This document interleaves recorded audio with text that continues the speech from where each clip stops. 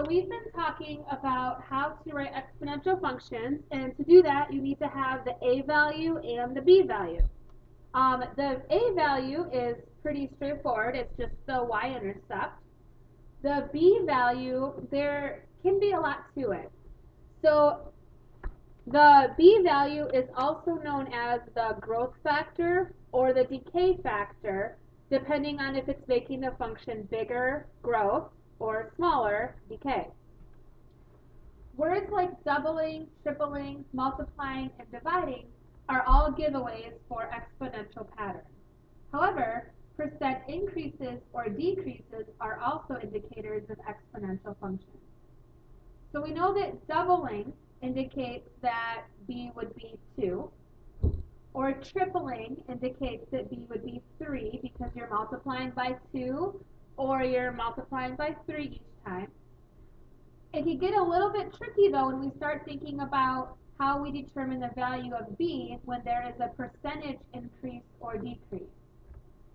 So if it's a percent increase, for example, your interest is 3% interest, so the interest is increasing the price of the house or whatever, or the car, the loan. Or if it's decreased, like if the population is decreasing by 4% each year, you either add the percent if it's an increase, or you subtract the percent if it's a decrease from 100%.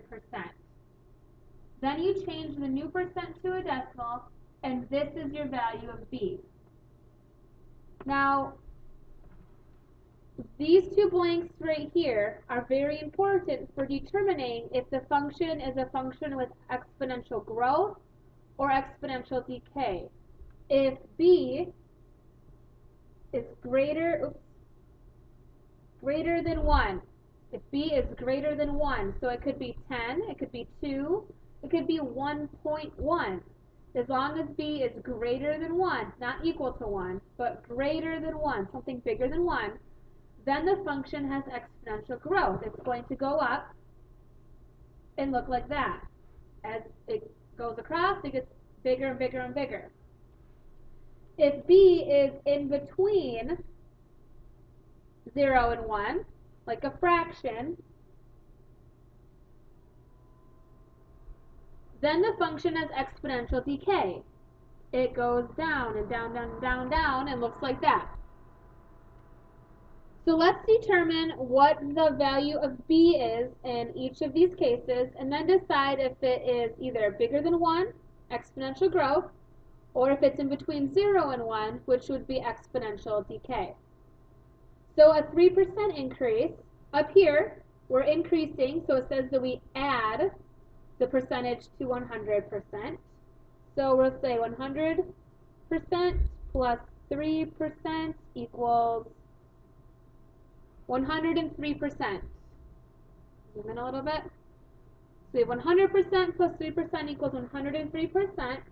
And then we take our percent and we change it to a decimal, and that's the value of b.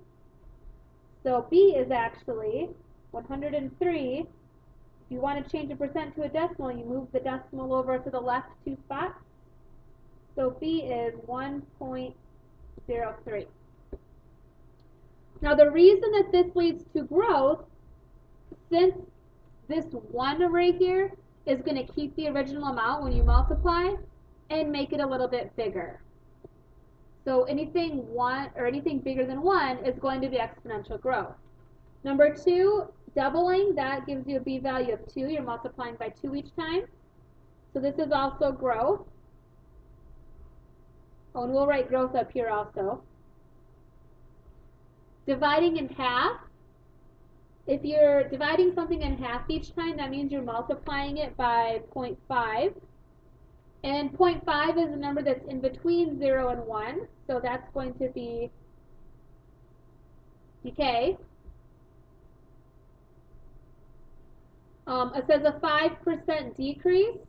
For this percentage, to figure out what b is, you're going to subtract, if the percentage is a decrease, which it is, the percentage from 100%. So let's do 100%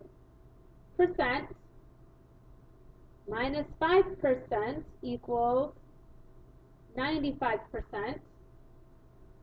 Change that to a decimal, get 95%, and then you move it over 2 to the left. So you're at 0.95 is what B is. And because 0.95 is in between 0 and 1, this is decay.